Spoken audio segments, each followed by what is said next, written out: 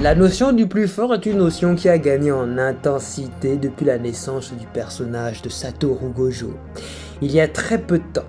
Certes, ce terme a toujours existé, mais depuis l'apparition de ce personnage, c'est devenu un concept beaucoup plus impactant. C'est devenu une notion désormais capitale et étudiée dans le domaine du manga game, par les fans quoi.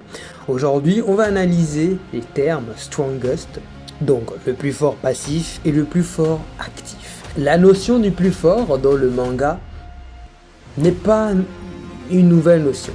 Depuis toujours, les récits shonen construisent des figures dominantes, presque mythologiques, qui incarnent un sommet à atteindre.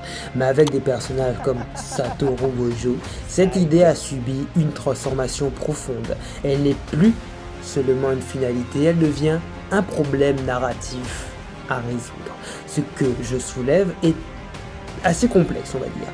Aujourd'hui, on peut distinguer deux formes de plus fort, le passif et l'actif. Et cette distinction change totalement la manière dont une histoire respire. Le plus fort, passif, un pilier immobile. Prenons Benimaru Shinmon dans Fire Force, il est reconnu comme l'un des plus puissants, voire le plus puissant dans son univers. Pourtant, il n'est pas au cœur de l'intrigue. Le plus fort passif est une force stable. Il ne cherche pas à dominer le récit, il existe en arrière-plan, comme une montagne que personne ne peut déplacer. Son rôle est multiple. Il rassure, tant qu'il est là, le monde ne peut pas totalement sombrer. Il inspire les protagonistes. Il cadre la puissance, il fixe une limite implicite au système de force, mais surtout, il agit comme un mythe vivant. Il n'a pas besoin de prouver sa supériorité constamment car elle est déjà acceptée. Narrativement, c'est confortable, l'histoire peut avancer sans être bloquée par lui, parce qu'il n'intervient que rarement, il est une référence, pas un moteur. Le plus fort actif, une anomalie du récit. A l'inverse, Satoru Gojo dans Jujutsu Kaisen est une toute autre entité.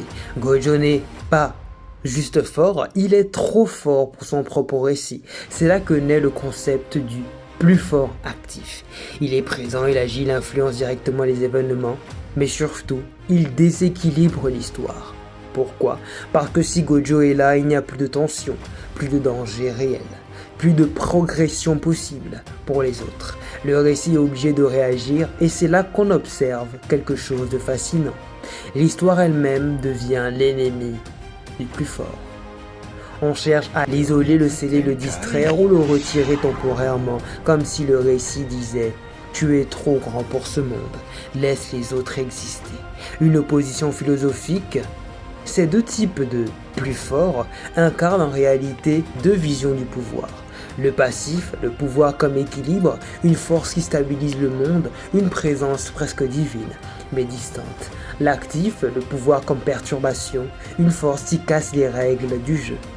Une présence humaine, mais écrasante. Bref, comme je disais, Benimaru est respecté, Gojo est problématique. L'impact sur les autres personnages, c'est là que la différence devient encore plus intéressante. Avec un plus fort passif, les personnages évoluent par eux-mêmes.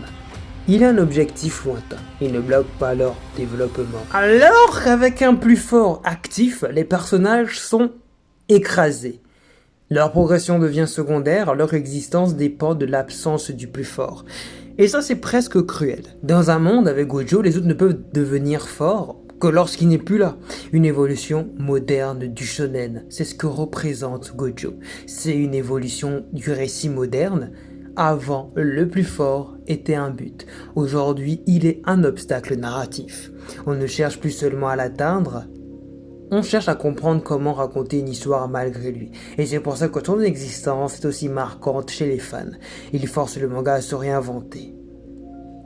Alors, le poids d'être le plus fort, c'est quoi? Être le plus fort, passif, c'est être une légende. Être le plus fort, actif, c'est être une contradiction. Satoru Gojo incarne une idée presque tragique. Quand tu es au sommet, tu n'appartiens plus vraiment à l'histoire. Tu es au-dessus d'elle.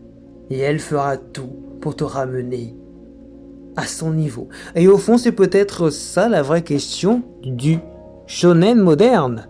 Peut-on raconter une histoire quand quelqu'un, quand quelqu'un a déjà gagné?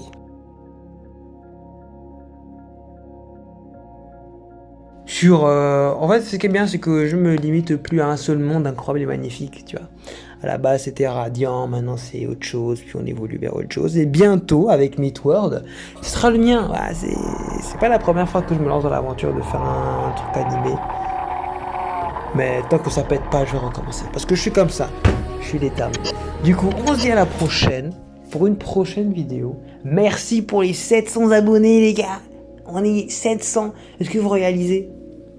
Je doute qu'il n'y ait pas 700 personnes qui regardent mes vidéos attentivement chaque semaine, mais c'est déjà bien que je puisse dire au repas de famille que on est 700 là. Donc on se dit à la prochaine pour une prochaine vidéo. Je te fais un clin d'œil. Bye.